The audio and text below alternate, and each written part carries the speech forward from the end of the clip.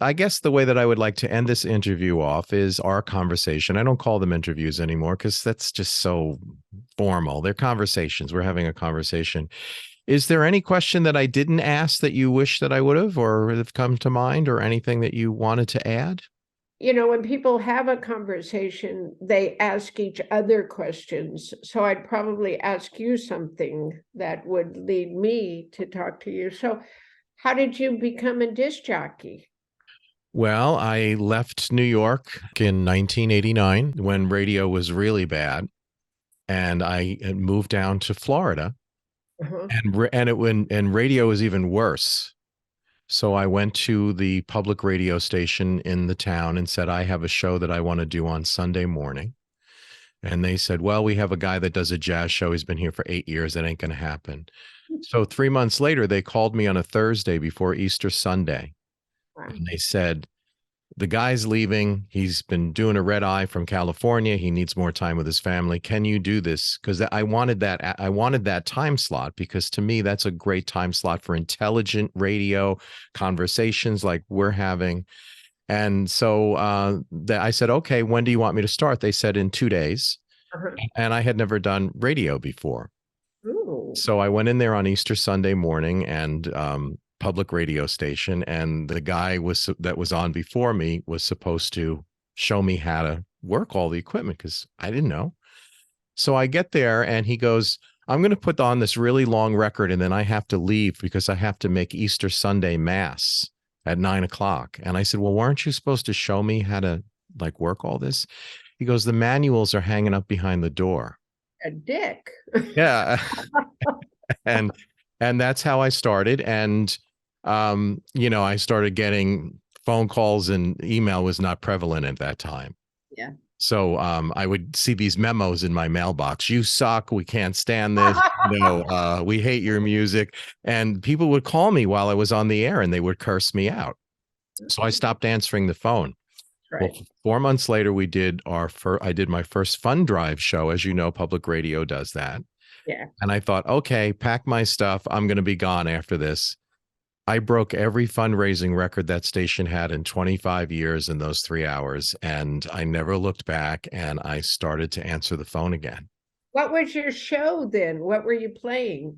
Well, it's actually on in the same time slot as it is now, but it's on all over the country. It's syndicated. So I was playing music, like your stuff, and the whole genre of not pop classic stuff, but more deeper theme related songs, songs that put together about autumn, or songs about a particular topic. Lots of conversations with people. Judy Collins was my very first interview that I did. And I thought, wow, I'm in the big times here in the boonies in Florida.